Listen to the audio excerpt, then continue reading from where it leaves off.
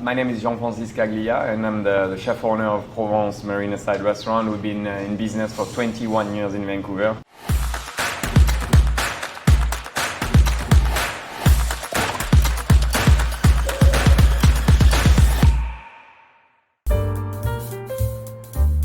그 프로방스는 지역상 해산물이 많이 나는 데거든요.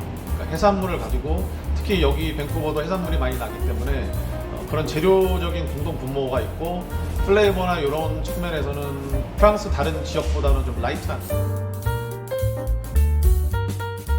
What do you think of the strength of Korean food compared to other cuisines? So we need to survive.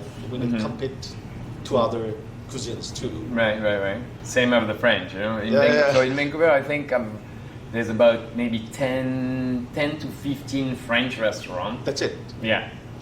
So you talk about surviving. The French has to survive. Japanese restaurant, I think about 600 restaurant, Japanese restaurant, Vancouver, Lower Mainland. I don't know about Korean, but there's probably more than French for sure. How about we approach this way? Korean food itself, I'm sure it has strengths. It's tasty. Well, right? it's tasty food. I think it's fairly affordable as well, so you can have a bigger market as well, right? Now, like Korean culture is so become popular. Well, since that show too, Yeah. the Squid Game. Squid Game. You remember That's all Squid Game? that brought Korean another level as well. And I think you were talking earlier about the cultural Culture, power. cultural power, yeah. Yes, and I think that's amazing. Yeah, like right? music with music, film, through like food, drama, food. So like when they watching film and also drama, they saw what they're eating, right? Oh, what is that? I want to try it. Yes. So there's like a lot of demand now to try Korean food. Yes. If you like forecast the future of Korean food in Vancouver, are you pretty much like positive? With all the chefs that I sponsored to come in my restaurant, I guarantee you out of them, it's going to be more more Korean restaurant for sure. Yeah.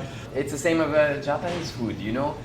Same, 25 years ago, 30 years ago, it was a few Japanese restaurants. Not everybody used to go to Japanese restaurant. They were like, oh, raw food, no, I can't eat this. Oh, and especially being in Canada, coming English, base, raw food was not a thing. So now it's just part of our life. And now it's part of our life, and it's so popular. Okay. So there's definitely a possibility. Okay.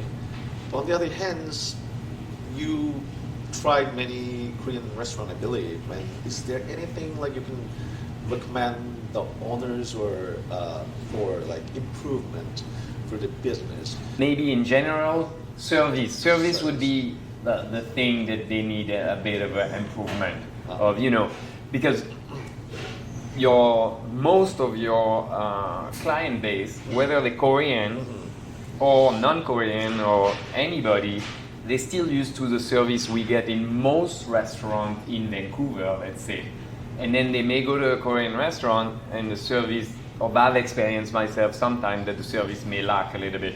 I think you're saying the language could be can be a barrier a little bit, but I feel it's training, just a little more training and saying, okay, we need to, because most people are used to eat in any restaurant, so when you come say hello and here's some water, or would you like a drink, like just a few steps of service. So you feel like there's missing soul of like service wise?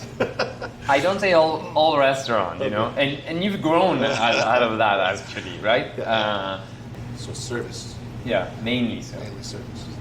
Let's talk about this one. Your cuisine, this restaurant, is it traditional French, or did you mix it up something, become like local? So I have dishes today. Was still on the menu from 21 no, I had another restaurant before, so maybe 23 or 24 years, and I still have those same dishes on the menu now, and which are very classic technique. Or use not necessarily the plating or the actual dish itself, but I do a goat cheese with herb de Provence, and you would find that pretty much everywhere in France, in the south of France. We also like our sauces, of course, and we do have a lot of reduction and things like this. So I do that in my restaurant. But then also I like to bring a little modernity to my food and try to keep the flavor of the south of France. But with the sous chef and thing, we discuss and we try to bring up a little bit some of the dishes. So I have the classic, traditional, and then a few more innovative dishes. It's the same. So I do brunch here. Yes. I've been doing brunch for 21 years. I know. Same. There was no brunch in France Okay. 21 years ago. Okay. Now, because of the globalization and everything, there's more and more In in France. France Wow. brunch place. That's interesting. So let's say I do a croque béni. Yeah. That's not a classic croque monsieur, but it's like a twist on the croque monsieur, my own way. I do a fish soup as well, which is my mom recipe. Bouillabaisse. I do the bouillabaisse as well. A little same. I have to adapt to the restaurant and adapt to the people as well. Yes. I have traditional Korean food, but also I have some other stuff too. Like, do you think we need to do it, or just we selling just traditional food? Sometimes you are the market. I mean, we think we always need to cater to the market, but we're the one who set the trend. When I opened my restaurant at first, I didn't ask anybody what you want on the menu. I made the menu, and that's what you're gonna have, and they came and loved that and followed that. So usually we set the trend. Okay. It's not necessarily the customer who's gonna set the trend.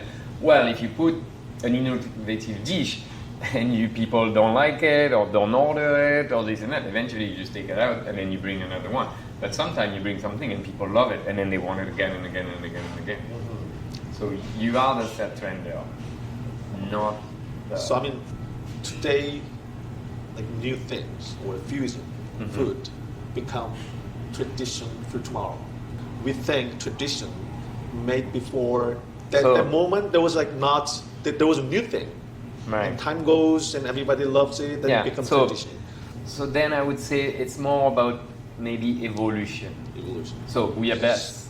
Slowly. It means boil and reduce or something like this. And back then, at first, it was the fishermen come back from fishing and all the little fish crap they get or whatever, they put it in a I pot see. and some spice and saffron and stuff like that and just boil it up. And that was the bouillabaisse because it was boiling and reducing. The bouillabaisse was, so if you keep doing that dish, no, that dish had an evolution. So eventually they put poaching whole fish and they were making this and that. So you know what I mean? So to what it is now called the classic bouillabaisse. So there's evolution in all dishes. California roll in Japanese food that doesn't exist in Japan, but it become classic dish here. All Japanese restaurants have California roll. We can keep traditional food and also at the same time so some Innovative. percentage like Yeah. we can try something new, right? Yeah. What I felt with you is your passion for, at first for cooking, passion for restaurant, and then you wanted to grow and you wanted to do something else and you wanted to create your own business. And that's where we met on another level as well. Or you were interested in selling your restaurant to me. Hey, one day you come with when you got a lot of money. You tell This me is a first, beautiful okay? location, you know. Hi, you're looking for a new restaurant? Yeah, come here. No, imagine. So I don't know. And you're saying you have the three oceans. So now my mind just go crazy. Seafood Korean restaurant. Only seafood. That's again specialized on seafood, and you have the waterfront. This would be the best location, you know. Thank you for the time. You're welcome. Always a pleasure to Yeah. have you. I can have whatever, you know. Yeah.